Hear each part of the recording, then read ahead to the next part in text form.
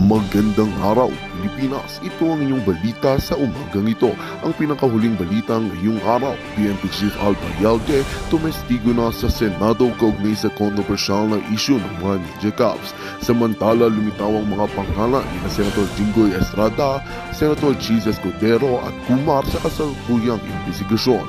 At sa iba pang balita, kumakalat na ang baho ng umano'y katiwalian na kinakasangkutan ng ilang matataas na opisyal. Sa mainit na balita, humarap na sa Senado si dating PNP Chief Oscar Albayalde upang magbigay linaw sa mga akusasyon ng Ninja Cops o mga pulis na umano'y nagre-recycle ng mga nakumpiskang droga.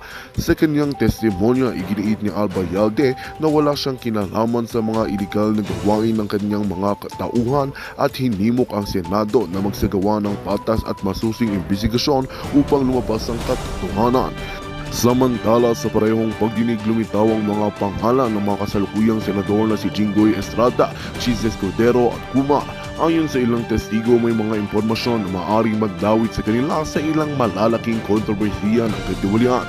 Bagaman maring itong itinanggi ng dalawa, hinihiling nila ang isang malalimang investigasyon upang mapatunayan ang kanilang kawalang sala. Sa iba pang balita, patuloy na naglalabas ang mga ulat ng katiwalian sa iba't ibang sangay ng pamahalaan. Maraming mamamayan ang umaasa na ang mga investigasyong ito ay magbibigay linaw at magdudulot ng katarungan. Patuloy naman ang aming pagsubaybay sa mga pangyayaring ito at magbibigay ng pinakahuling update. Para sa karagdagang balita at impormasyon, manatiling nakatutok dito sa Boses ng Masa.